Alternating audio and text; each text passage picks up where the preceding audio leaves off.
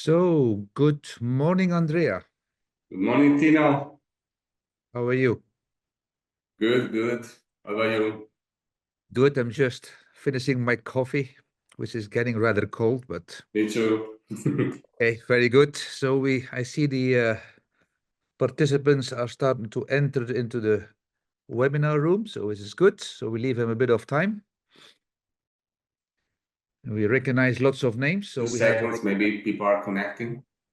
yeah. So we have like a fan-based group coming in every webinar, so it's good. So you can probably slowly start by the introduction. Yeah. Okay, thank you. Thank you for participating this webinar. And of course, Tino is the main let's say speaker here for this topic, Safety Requirement Specification, SRS. And thank you to Gemini for hosting that. And just few information. You can write your let's say question to question and answer. Sorry, it's a chat booth. Chat booth probably is disabled, and you have just a question and answer possibility. You just type there and try to answer during this webinar. And thank you. Okay, we can go to the slides. Tino, to the next one. Okay. So just a few words about the speakers. Of course, there is Tino Van de Capelle with us. He's the function safety trainer, very expert during past 30 years. Working a lot, let's say he did a lot of courses, function safety engineer courses under the Tufor Island, experience, and of course is very well prepared on this argument. We try to give you an overview about the SRS today. Myself, I'm just happy, Tino, of course, in these things. I'm working in GMI since 10 years, and I'm also function safety engineer. So a few words about GMI with hosting, and give you for free this today. We work in intrinsically safe certified devices that are manufactured for main automation packages like DCS, ESD, fire and gas. We work with the main system vendors and in critical sector, oil and gas, petrochemical, pharmaceutical, and so on. More than 40 experience. Our former, let's say, founded in 1993 with, let's say, under the experience was Icon Instrument starting in 1970. We have a trainer production in our facility in Milan, but also we have presence in all 5 continents. Next, Tina. Okay, just other numbers, 9 offices all over the world, from the US, Mexico, Europe, and Far East, like Singapore, China, and Japan. We have also presence in Dubai and India. We work also with the distributors in the country where we don't have our presence, but also where we have our presence, we have some local distributors. 200 people, local total staff. That's a number about the courses, because beside this webinar, that of course are free, there are more professional training, like functional safety engineer training, where Tino is the main trainer. Of course, we have EX training and cybersecurity. So we organize this in different calendar. Information about the company. We have complete traceability for incoming components and outgoing products, full testing 100% on all products, and also we provide 5 years warranty and also 10 years guarantee availability on all devices. Next. So certification, we have certification that for hazard usar application for Europe, US, and the specific country like China, like India, like Brazil. We provide, of course, the CL3 certification for mostly all products. that also are based on SC3, which is Systematic Capability Design, is also certified. Next, products we produce intrinsically safe barrier isolators, safety relays, isolator from non-AES applications, safety power supplies, CL3, multiplexer for temperature and digital signal, termination board for all PLCs and DCS in the market, HART multiplexer, surge protection, and also last bullet is regarding the courses and services that we explained before. Okay, the last one is regarding our market. So we provide a solution, as we said, for system vendors, mainly for the EPC, and we have a lot of OEM customers using solution in their products. And also we work with all the approval vendor lists for the main end users. Okay, next, then I think we finish. I'll leave to the topic of today. So safety requirement specification, SRS, and Tino, please go ahead. Thank you. Thank you, Andrea, and thank you, GMI, for giving us another opportunity to share some of our know-how. Today's topic is safety requirement specification, which should or is supposed to be the document that every engineer should have access to, should be able to use it, and of course, the document should contain the information needed to build a safety instrumented system. And I said a lot of should, because typically it's not available as easy as it should have been. Some housekeeping, as Andrea was already mentioning, there is only a Q&A session. I will try to monitor the Q&A as we speak, but sometimes I speak too much and I don't notice that someone is asking a question, so Andrea will help me. There are a couple of poll questions in here also, just to make sure that you are still awake, that you don't fall asleep during our short presentation as a webinar. And also this session is recorded, like all the previous ones have been recorded. So GMI has created a YouTube channel where all the recorded sessions can be watched free of charge. Plus also this webinar will be resulting into a document, which will be a PDF file that you will receive, providing that you are attending here our webinar session. And last but not least, there were many questions coming in. There were quite some good and relevant questions, because typically we get questions like, what will be the weather tomorrow, which I cannot answer. But we can answer some questions that are coming in relevant to the topic that we are presenting. So we will handle those at the end of this webinar session. I don't assume that I have to present you here the life cycle or explain you the life cycle, but the topic which is highlighted here in this red square or red box, that's the topic for today.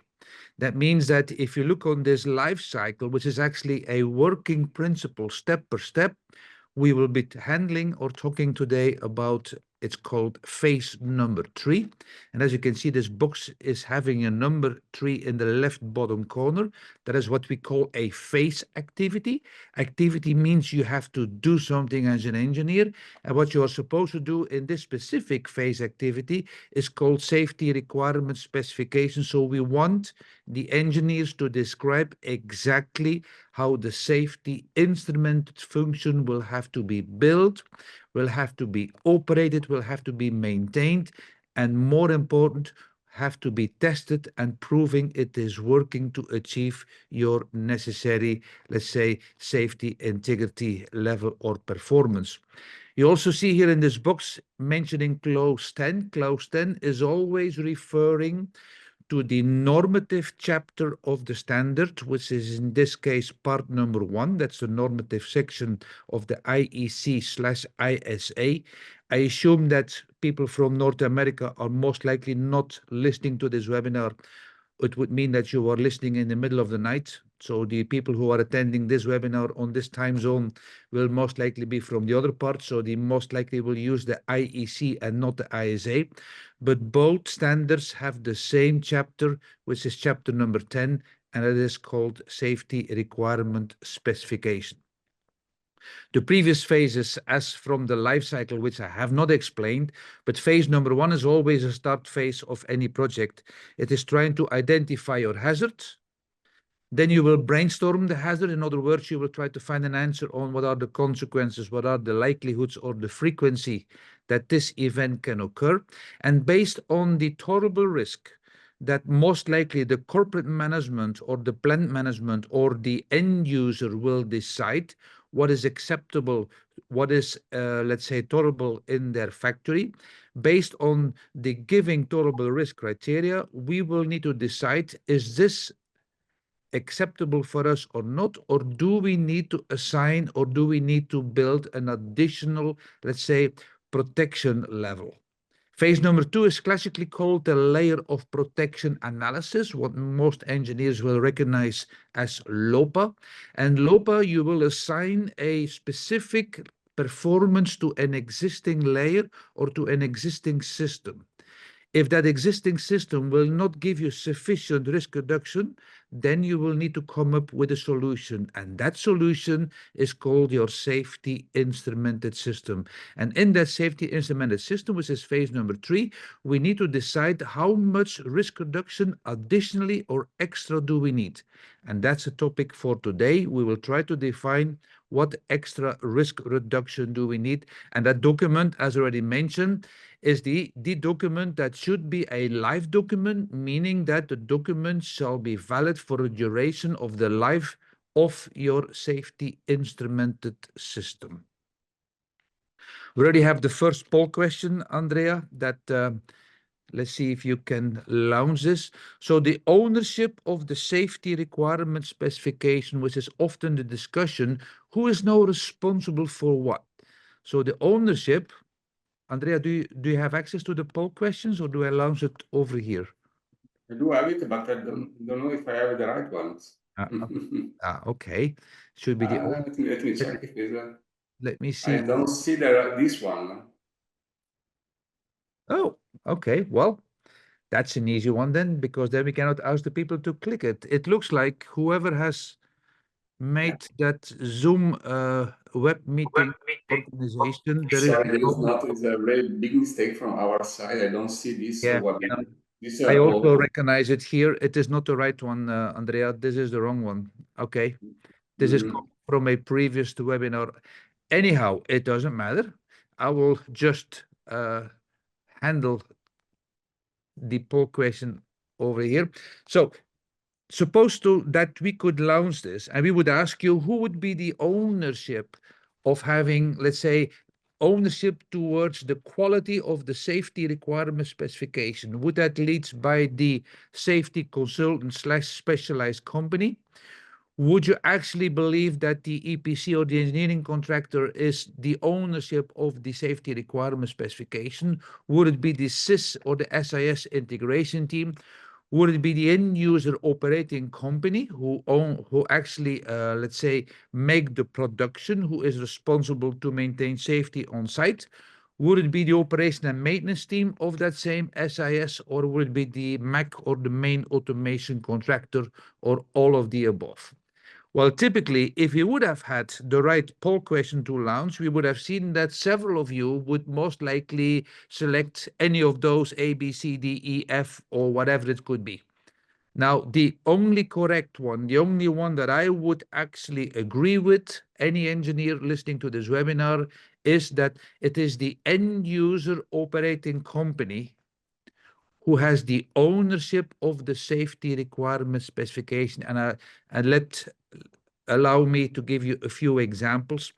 Safety requirement specification is often a very specialized document, and of course it's often made by some specialist, sometimes people who are hired or sometimes people from the contractor office, etc.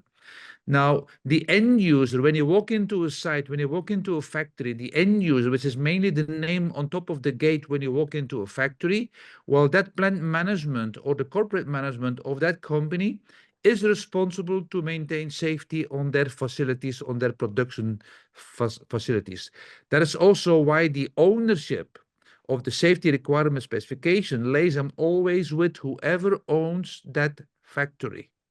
Meaning that the plant management, corporate management needs to hire competent people to define it, needs to hire competent people to operate it, and needs to hire competent people to maintain it.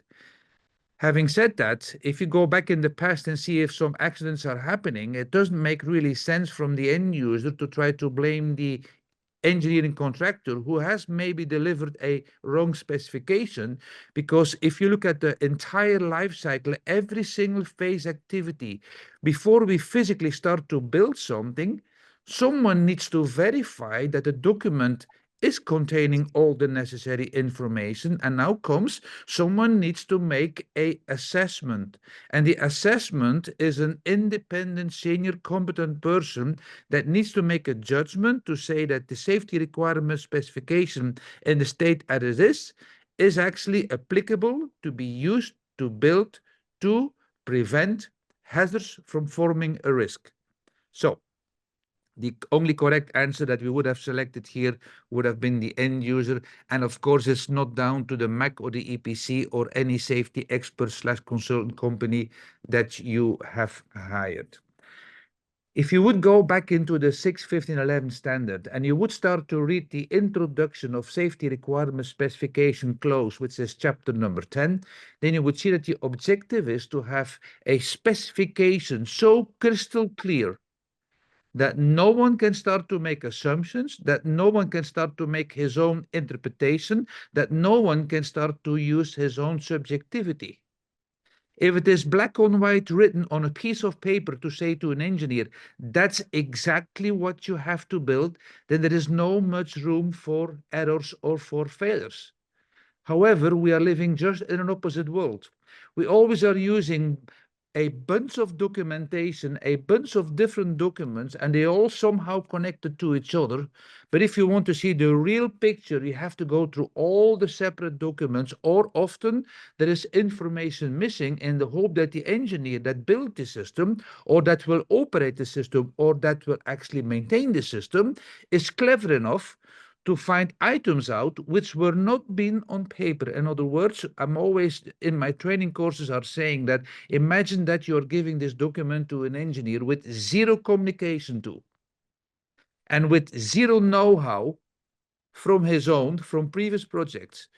Would this engineer achieve from the safety requirement specification sufficient, let's say, information which is adequate to build exactly the systems as they should be?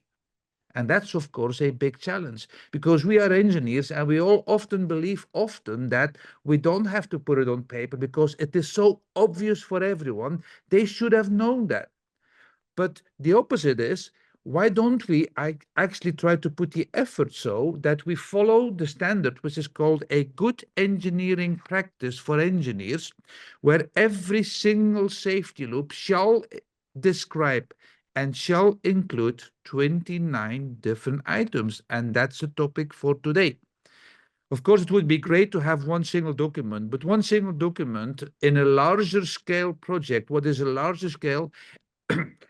Anything from 50 to 100 different safety loops on one specific process unit is not a small project anymore. Okay, so to aim for one single document for this larger projects will be quite a challenge.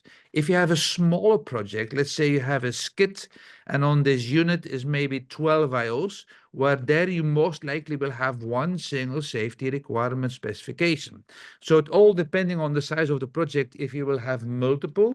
What I can imagine, what I often will recommend is you have a general section of your safety requirement specification, and then you make per safety loop one specific dedicated, either called a data sheet or a smaller document, in the benefit that in the future, if you have one single loop under modification, under review, or there will be some modification coming in, you don't have to revise the entire document, but only this one specific loop, which was having an impact on whatever the modification was asking you to do.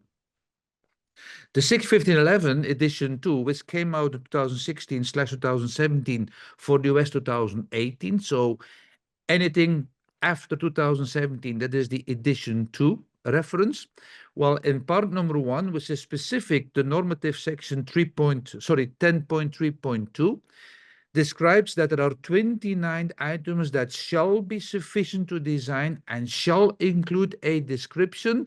And then they use this very annoying, let's say not annoying, but this very confusing word, as applicable.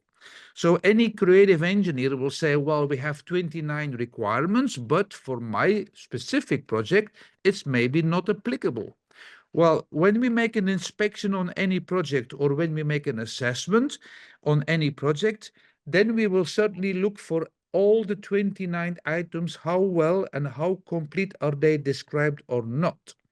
And of course, it's very easy and also very cheap to write N.A. standing for not applicable. That's a lot easier than doing an effort to tell the engineers what they will have to build. So when we are doing an inspection, we have a kind of a level of tolerance, anything between 4 to 5 non-applicable for me in one safety loop description is already getting very, very critical, being reviewed by us to make sure that why don't you believe this is applicable to be described in your safety requirement specification. Again, as we're only giving a 1-hour session, we cannot go through all the 29 different items, but I've got some good news because there is a document from GMI that will describe all of them that I will refer to later on here in this webinar, which is this slide over here. The book itself was edition 4, but I'm not sure if I'm already allowed to announce this or not, but I do it live here, so then the marketing may tell me off later on. But there is a new edition 5 in the print as we speak. So later this month, February 2025, there will be a new edition 5. And in that edition 5, it is still called Chapter 8. And in that Chapter 8, that's a chapter that I have been writing a example of one single safety instrumented function. And from all these references, as you see over here, from this itemized in the chapter from GMI book called the Safety Instrumented System or the SIL Manual Edition number 5, you will have 8.2.2.1. That's the first bullet of the 29 all the way till the last bullet of the, let's say, safety requirement specification, which I have been translating. The reason why there is a new book edition 5, there are 2 updates on it. One is I have been rewriting or updating the chapter 7, which was the executive summary of the edition 2 of the 6/15/11. And when the book edition 4 came out, it was written on the draft from 2016. So it came out in 2016, 2017. So the draft that I used in the book, to be precise, was from October 2020. No, let me think, 2015, not 25, but 15. So it was 10 years ago. So there was a need to do a subtle update on chapter 7, but there is a complete new chapter in there called chapter number 10. And that is the main reason why this book has been reprinted. And the chapter will contain the functional safety management. So after all these years, we added a new chapter in there, and that is called functional safety management. Right. Let's start and come back on safety requirement specification. What could be now the minimum requirements that we are typically looking for? Simply speaking, it is the sentence to say, what is my safety loop supposed to do? In other words, what do we try to measure from a process variable? Do we measure flow? Do we measure level? Do we measure temperature, etc.? Do we measure a high trip point? Do we measure a low trip point? And based on whatever is my criteria that the hazard is recognized to start to happen, let's say it's maybe a high level of a tank, so we want to prevent the overfill of a tank. So the moment we are measuring a high level, we need to stop the fill process of this tank. That means in the second bullet, the logic will have to describe, once we are actually having a specific high level on this tank, what do we have to do? Do we have to shut down a valve? Do we have to stop the motor? Do we have to send a signal to the motor control center that the pump will stop? All this kind of item needs to be described in my logic description. That is the relation between the input to what final output signal do we have to trigger, do we have to give into our production unit. And then the third bullet is, what is the actual final status of our, or the safe status of our element? As an example, in my fill process of my tank, it can be that the fail to close valve on the fill line needs to be closing. And at the same time, of course, we have to stop the pump. So if this is the scenario, then the final, let's say, action here on bullet number 3 will need to describe what are the final actions that we have to carry out. Do we open the valve? Do we close the valve? Do we start the motor? Do we stop the motor, etc.? The fourth bullet is quite relevant, especially for chemical projects, where we need to know how long do we get from the moment we recognize something will start to go wrong to the moment we can go into a process safe state. Sorry. I thought there was a question coming in, but I all of a sudden hear an echo. In the meantime, I see some questions coming in. Let me look at this later. So how much time do we got from the moment we recognize the hazard is supposed to happen to the moment we go to the process safe state? That is typically the time we will take, and we'll try to divide this by 2. And the target will be 2 to say that if someone will give me, if I'm here in a tank filling process, a tank classically has a very large volume. That means we are maybe giving like 30 minutes from the moment you recognize the tank is nearly full to the moment the tank would start to overfill. Let's say it's 30 minutes. That means I will, as an engineer, try to find a solution that I can handle this in 15 minutes. Meaning from the moment we recognize the high level is been presented in the tank to the moment we will be able to stop the motor and close the valve, we are giving ourselves here 15 minutes. That means that's 50% of the maximum allowable process safety time. Now, if you're coming from an engineering background from the chemical engineering, you know that 15 minutes is much too long, or 30 minutes is much too long, that your process is already gone. I mean, you may already have a rupture of your reactor or explosion of the reactor or whatever. Typically, when we're going into chemical engineering, we're talking about seconds. Where we are in refineries, it could be minutes. And the last one will be, the last bullet will be, what is the performance level that we need to have, or what is the minimum risk reduction factor that I will try to achieve? What will that mean for me as an engineer? Meaning that whatever is the required minimum performance, I will have to find equipment, relevant equipment, like for instance, a barrier from GMI or maybe a safety interpolation relay from GMI that will fulfill that, let's say, PFD, or that probability to fail upon demand, let's say the number of potential failing on that equipment. We need to figure out that my entire loop from pipe to pipe will represent the minimum performance required to achieve that risk reduction factor. Right, let me see if there's a burning question, if this question can wait. It looks like it's not a burning question because artificial intelligence for the moment is not directly in here. I will come back on this later on. All right. So what are the other ones? Potentially one of the most crucial ones on any safety loop will be what is the hazard event or the hazardous condition you are trying to prevent with that safety loop. Because the engineer in the future, if he may have to do some, let's say, proof test on that loop or some maintenance on that loop, that engineer may want to be told what are the potential hazards if you start to work on that loop that could form a certain risk for you. So certainly in your safety instrumented function description, you will need to have a, let's say, definition, what kind of hazard do we try to prevent. The second bullet here is the bypass story, that in the new addition to the bypasses also have a new requirement, and the new requirement is called compensating measures.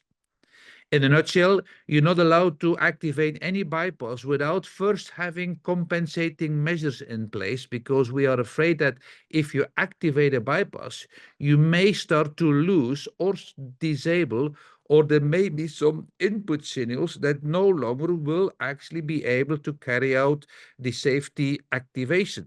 So you first need to compensate for it.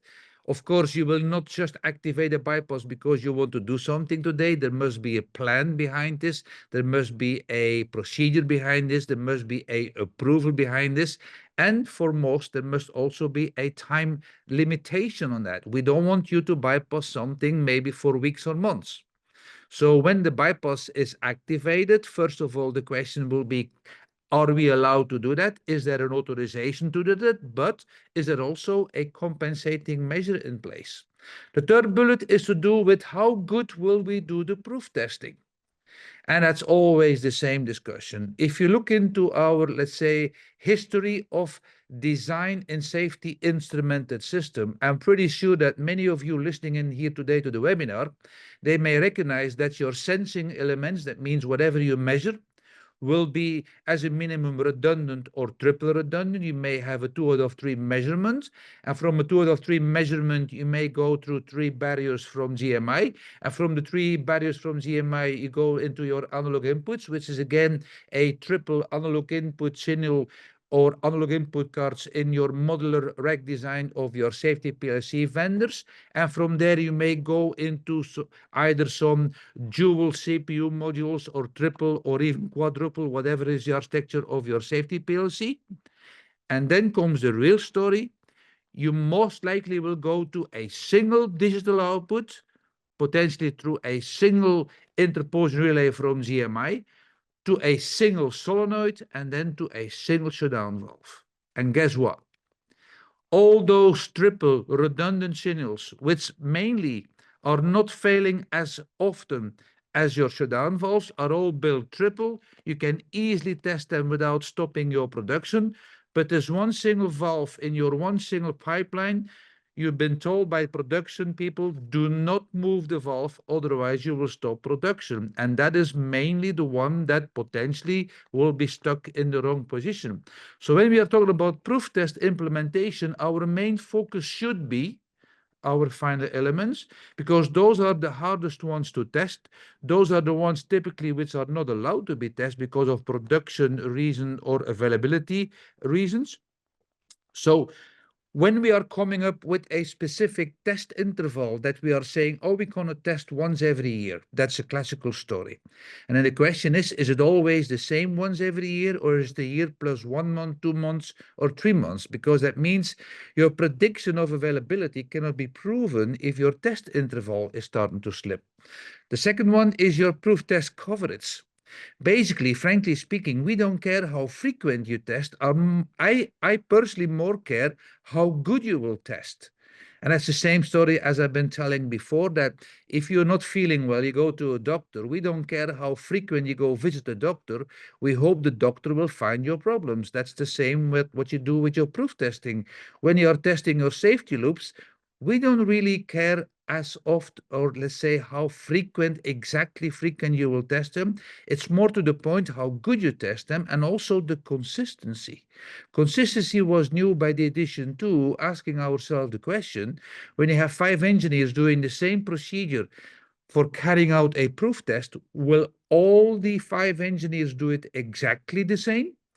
Or do you have one creative engineer that is filling in a paper without really doing the activities what she was supposed to do? That is classically the question that we will ask, how consistent they have carried this out.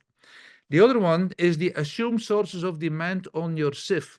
Well, every single activation of a safety loop needs to be, let's say, investigated. Why the demand happened, if it was now spurious or a nuisance trip, or it was a real demand, means the hazard happened. That needs to be documented, that needs to be analyzed, because we will need to check later on in our inspection or called assessments what safety functions have been activated, what was the reason for that, and what was the result. In other words, what was the, say, activation leading into. The mode of operation, there are different mode of operation which are recognized in the standard as the low demand, the high demand, and the continuous mode. In a nutshell, low and high demand are very easily explained as how often does the hazard happen, activating your SIF to come to a safe shutdown. In other words, if it was more than once per year, it will be a high demand. If it was less than once per year, it will be a low demand. Those are demands from the hazard, not from a proof test demand. How do you start up your unit after you had a shutdown? If you have a shutdown, the manual shutdown, has it been activated your safety PLC? If yes, then your safety requirement specification needs to tell exactly that this will be done through the safety PLC. Otherwise, you're not allowed to use your safety PLC logic solver. The reset, meaning that if you have a shutdown on your safety loops, and your hazard comes back into normal conditions, there is no longer the hazard is present in your unit, will your safety loop reactivate itself, or is there a reset required? Every single safety loop shall have a reset unless your safety requirement specification will say we do not need that. Oops, I was trying to read the previous slide. Something is going wrong. So there will be all the other ones, which we only handled here, 5 or 6 of the 29, will be written in this chapter 8 from the 5th edition in the future, or from the older edition 4 that you may have a copy from. And the last topic here that we are discussing on safety requirement specification is clearly the relation between the SIS hardware and the SIS application programming. And I give an example. I was last week teaching a functional safety engineer SIS course in Greece. And there was a large end user present also in that session. And they noticed that in different sites or different projects, they have different safety PLC vendors that they are using to actually solve their logic, which is often normal in larger companies. Now, what they realized also is the way they are programming the system is slightly different than to other safety PLC vendors, meaning that the way they are providing the information may be, let's say, very dedicated to the type of systems they are using. And I asked him the question that, don't you think it would be normal to have one general neutral safety requirement specification that, and I was giving the example that if you compare system provider A with provider B, they both had a 2 out of 3 function block, but the way the 2 out of 3 function block, internal kitchen, I call that, the way that the internal function block was actually carrying out the functionality was slightly different. And they look at me like, what are you saying? It's all a 2 out of 3. And I say, yes, but have you really done a test? And explain them what details of test that I would propose to do the combination for a 2 out of 3. And they say like, well, that's something that we have never tested because we have 3 sensors. And of course, during the, if it's now the FAT or SAT, we will of course test the functionality. But I give him a few hints and I said, well, if you test it this way or this way, you may notice that those 2 vendors will handle it slightly different. So bottom line is, your safety requirement specification, how to program that system, needs to be clearly described, neutral from any vendor, with the know-how that later on, if you will go and test that type of functionality, that you will find out how exactly those vendors are solving that. Right. Last poll question, which of course there is no poll in this case, but would you consider the safety requirement specification? Yes. I do have it. We have just updated. Yes, let me check if it's this one. Okay. No, it's not the owner. Let me check if it's the right one because specific. Yes, this one. I cannot shoot. The title, yeah, the poll is correct, but the title of the poll is not correct. But maybe not. It doesn't right.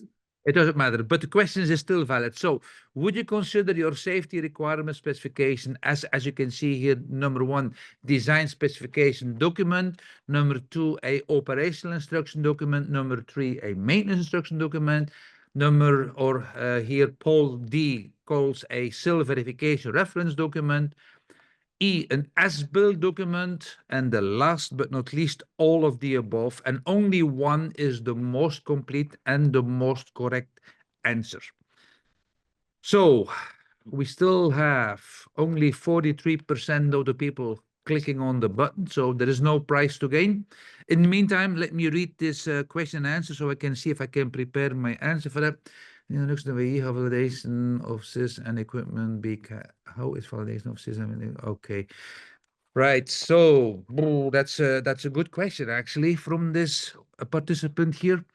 Let me come back on this because I already have some answer in mind. So the poll question is proving that 60%, we need a few more clicks before I want to continue. Okay, so give me a few clicks more.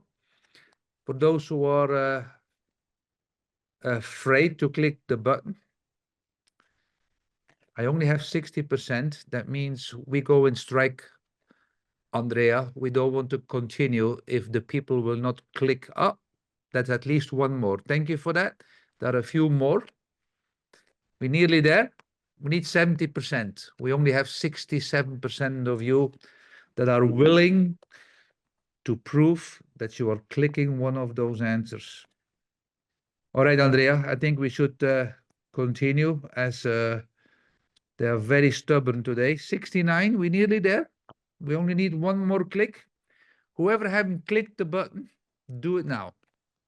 Okay. Here we are. Let's stop Okay, it. good.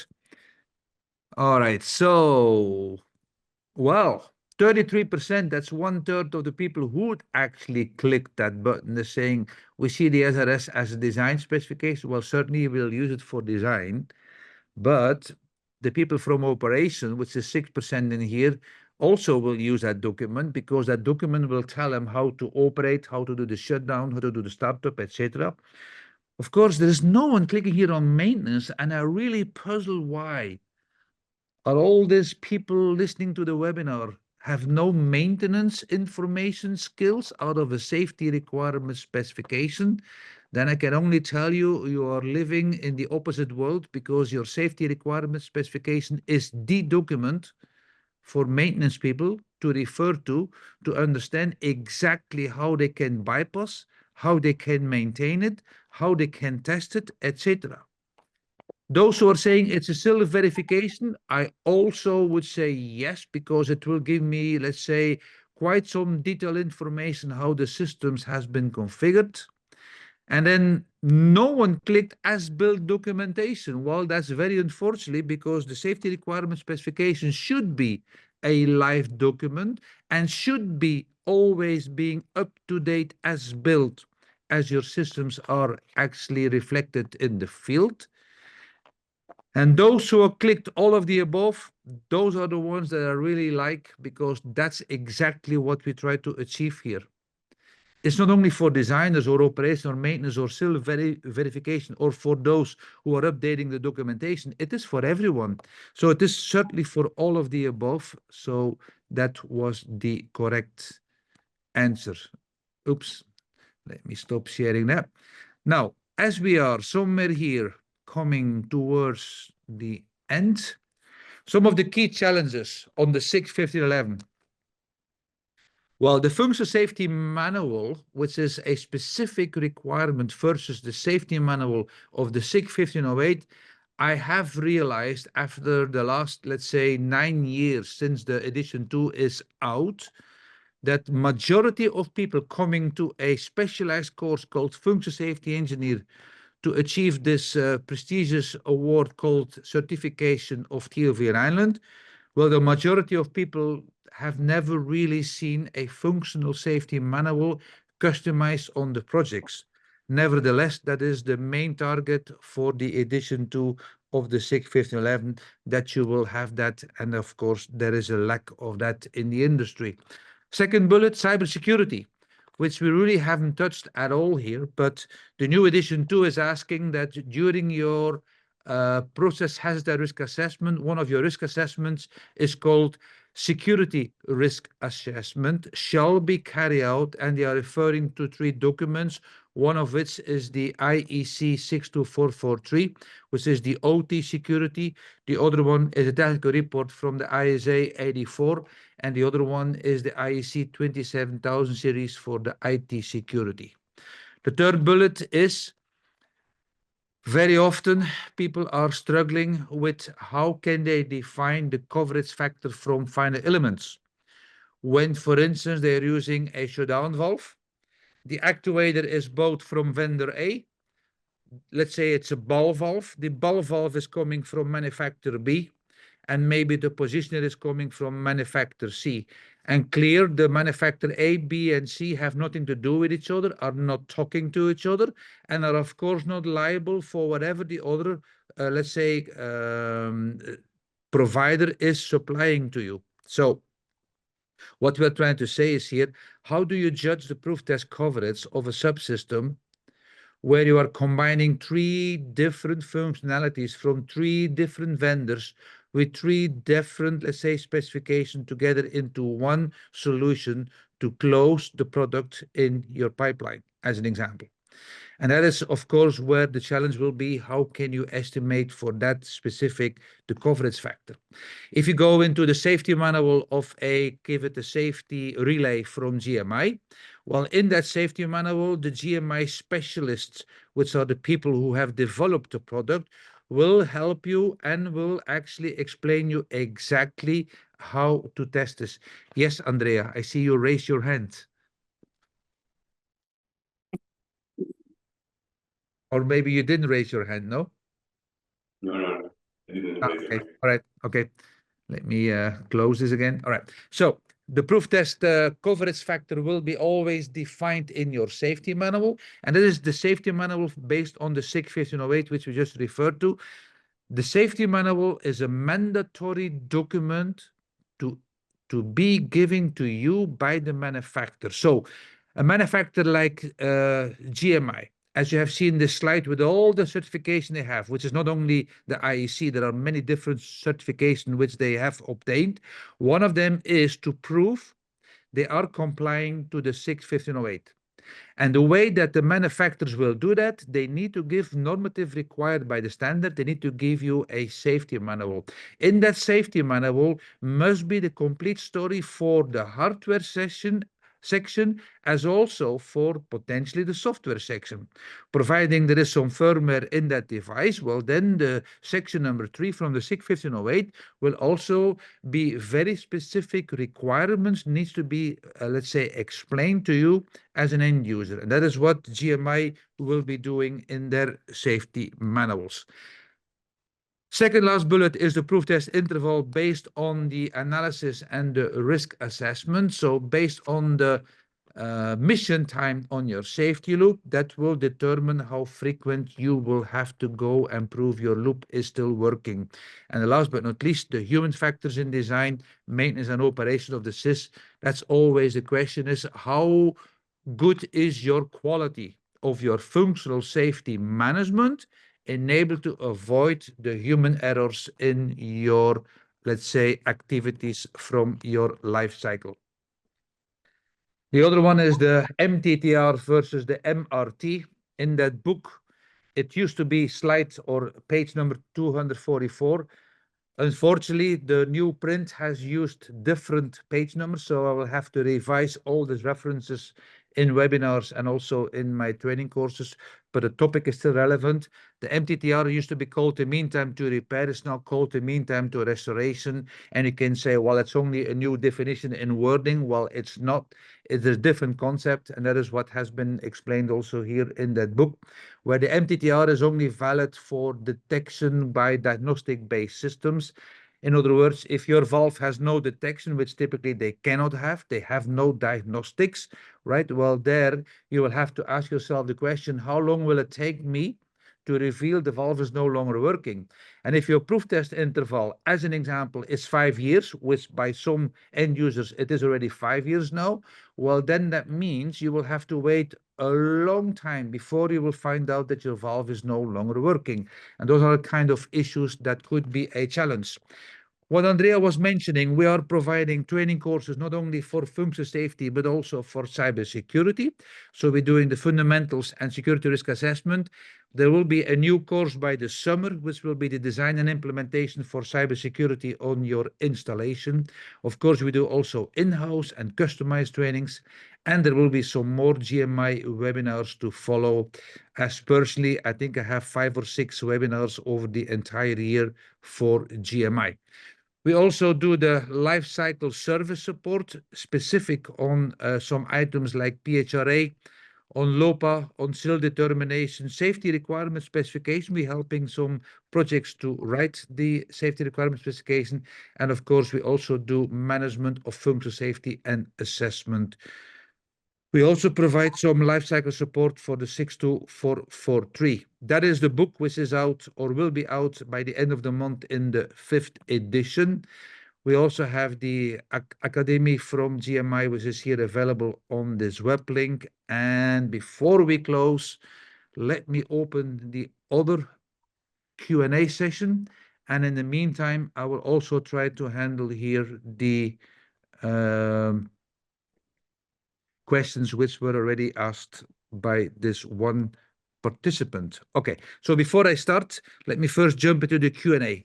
With the introduction of artificial intelligence, how is validation of the sys and equipment be carried out? Well, the question is, will we be able as a safety engineer to trust the artificial intelligence that they will check the quality of something that the human brain was not able to define on paper? In other words, and I always go back to the aviation world, will we trust a complete design of a safety system of an aircraft that has been checked by artificial intelligence and not by a human engineer to make sure that they have done everything possible for not crashing this aircraft to kill the people on board of the aircraft? I would say, well, it sounds great. However, will we go into the future to accept that artificial intelligence will do the verification slash validation of quality of such a document? I would say with a pinch of salt, it may help us to do some basic work, but still, I would still want to see that someone with 20, 30 years of experience in the field will help us to read this together with the artificial intelligence to make sure they have not forgotten or have no, for instance, gaps in that document which are not specified. That was the first question. Second question from the same person during HAZOP: what are the basic criteria do we have to consider an instrument system to achieve the basic SRS? Well, there is some difference between the naked risk and the risk after you have been using some specific layers or specific systems. So the answer would be that during the naked risk evaluation, we have no safety instrumented system available yet. And then we will say, let's build a safety instrumented system and see how much risk reduction we can achieve. So in other words, we need to actually look into the HAZOP from the very first point that there is no system available for us, and that will be start to build up by systems that we do have. Let me continue, Andrea, with some questions that we have recorded, because there are quite some. And I'm looking at the time, so I'm running a little bit out of time for the moment, but let's see how far we can get. Typically, we receive from the process group an interlock process description narratives. I'm interested to know how to define an interlock shall be considered as a safety interlock or a SIF, safety instrumented function, and should be implemented in an ESD system. So often when we see these questions coming in, the first challenge for me is try to understand what the person has put on paper, because it's not always very clear the way they formulate their questions, what we need to answer or how we can answer. So what I've done on this one is, I'm looking into a step plan. First of all, I want to assess my risk, basically saying that when is a interlock a safety function or not? Well, if the interlock can lead, when the interlock is not working, can lead into a hazardous event, in other words, it can lead into a certain risk, well, then consider that interlock to be a safety interlock.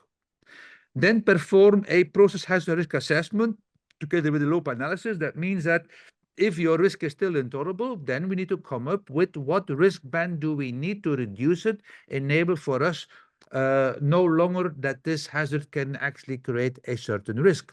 Then we're going to apply the 6, 15, 11 criteria. That means my safety instrumented function must be or shall be totally independent and separate from my BPCS/DCS. That means that the required safety integrity level will need to be also proven later on that it is performing correctly. We will then define the implementation that if the SIF is required, we will implement it in a specific dedicated emergency shutdown system or a safety PLC with fail-safe sensors, with fail-safe barriers, with fail-safe isolators, etc. And then the final decision, if no SIL is required, keep it in your BPCS.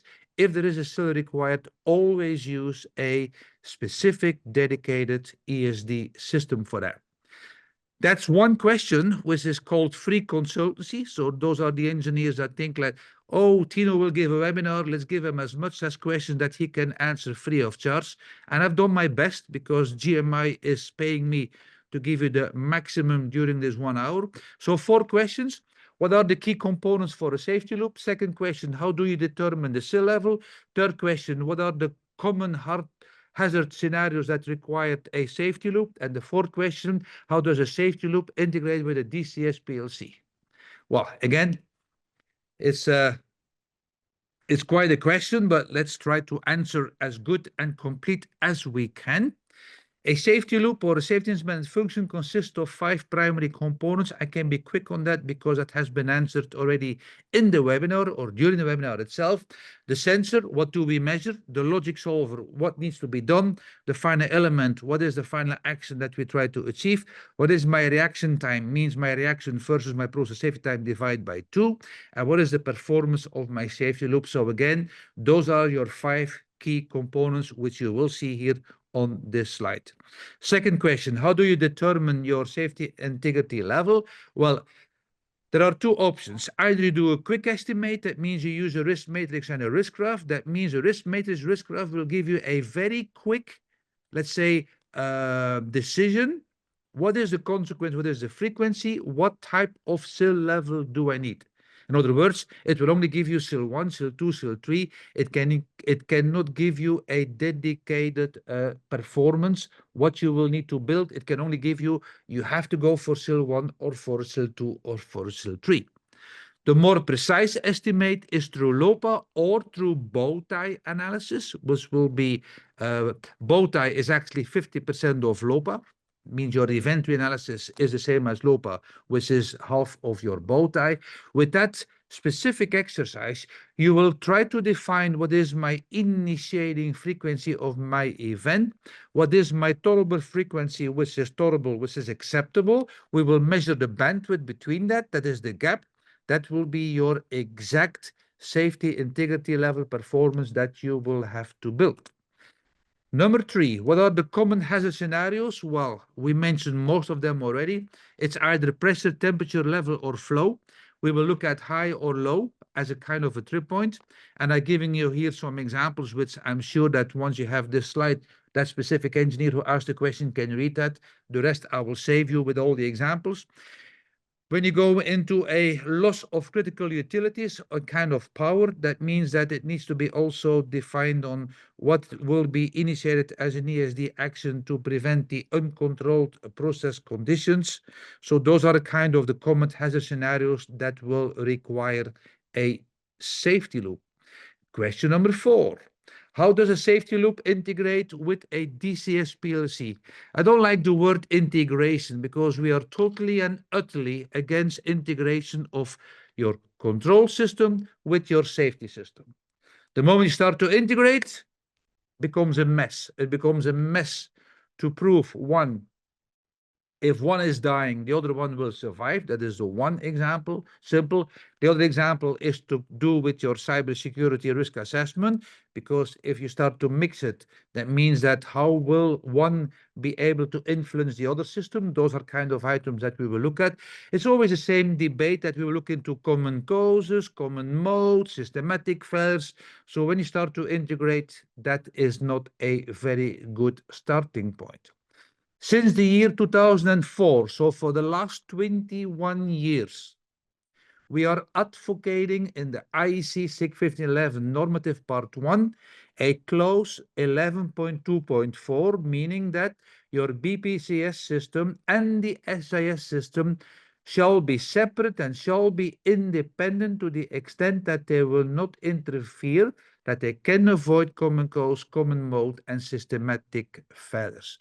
So any non-SIG 1511 compliant system, if that would be your BPCS, DCS, or normal PLC, can only achieve a maximum risk reduction factor equal to 10 or less. Right, minimum requirements in the SRS, well, that is a easier one. That's what we already explained, so let me skip that one. Besides that, those are the specific items that we will look for. So we look at the safe states, we look at the fault detection and the response, and of course the proof testing and maintenance. And last but not least, we look at the independencies from your BPCS and your interfaces. There are 29 items which we already have mentioned during LOPA and SRS preparation. Some of the requirements are not available after the SIS design and still verification. All requirements can be finalized and updated the SRS again. Lifecycle needs to be updated. I often laugh. People are asking questions and they actually give their own answer already in the question. Well, that is here one of those questions.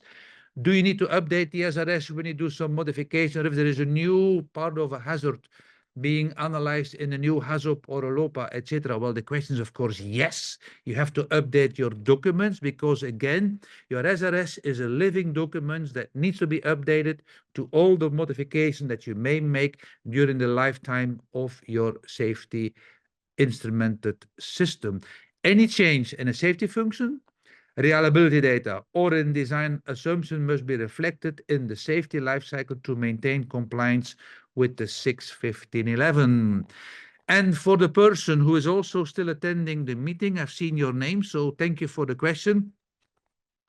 And also for those who are not familiar to this TRGS 725, which also, to be quite frankly, I was not familiar, so I had to do some research before I could answer this specific question. And we as engineers are always like to be challenged, that we get a question that we do not know the answer automatically, so we have to think about it. And I was actually puzzled when I read this. Edition 2 of the 61511 has not yet been included in this specific document called TRGS, which I have been explaining on the next slide. Example SIL 2 with HFT1, which is meaning a 2-channel or a dual channel, is proposed in that specific document. Well, that came clearly out of Germany because this TRGS stands for the Technische Regel für Gevaarstoffen. In English, it's a technical rule for dangerous material. It's a German technical rule that provides guidelines for safety and embedded systems in the process industry.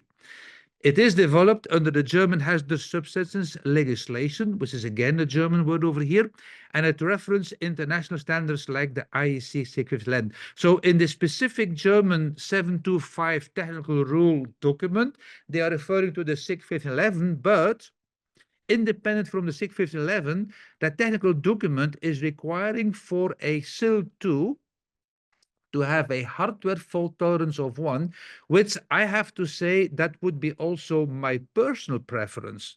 Because for those of you who are familiar with the new edition 2 of the 61511, you may recognize that what they have actually modified or what they have made changed in the edition 2 when it came out in 2016/2017, they made the simple definition saying when you have a low demand mode for SIL 2, the requirements in table 6, which is the hardware architectural constraint table, the requirements is for a low demand mode that you can build a SIL 2 with an HFT of 0, and personally I don't like this also.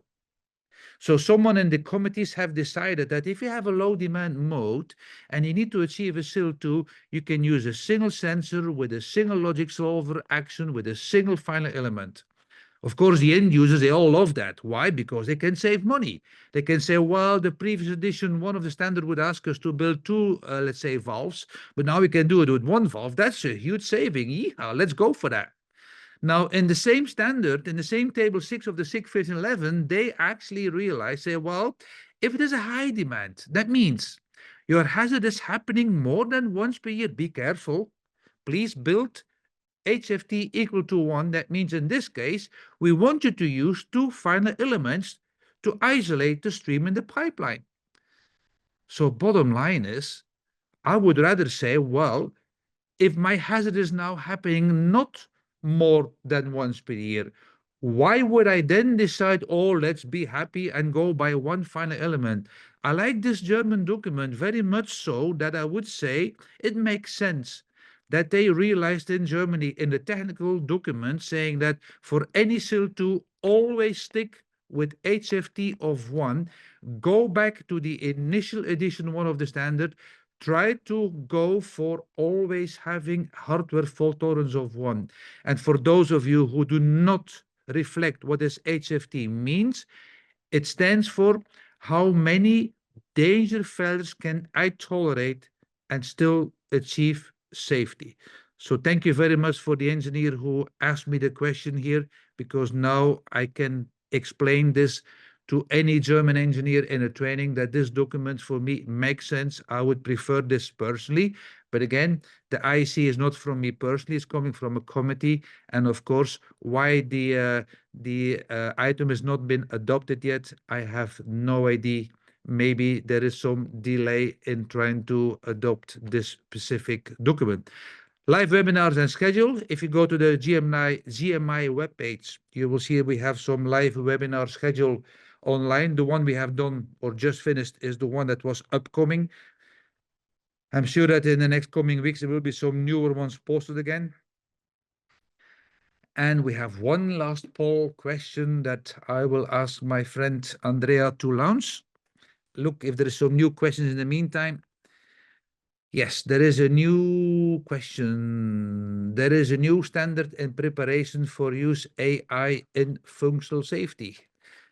Well, I know that AI is certainly dominating some, let's say, dominating some way on how we will handle safety in the future. I'm pretty sure of that. Now, if this person who asked the question, there is a new standard, can you be more specific? Can you tell me what standard? Because we have many standards in the industry. Right, and then the last question from someone, can we download the slides later? By memory, I believe that you will be sent this by email from GMI administration, providing that you attended a certain percentage of time in this webinar. Yes, we will. All right, very good. Wow, we are having a good score today. That means GMI will be happy with that. I'm always happy, no matter what the score is. Okay. All right. Well, I would say to everyone that lasted till the last second on our webinar, thank you for attending this session again. I look forward to do some new webinars in the future, potentially with some newer topics, because we're still collecting more and more ideas on what we can present into the industry. Thank you, Andrea. Thank you, GMI. Thank you, everyone. Thank you, Tina. Thank you, everyone. And let's close this webinar. See you, Andrea. Ciao, ciao. Well, thank you, Tina. Thank you, everyone. Bye-bye.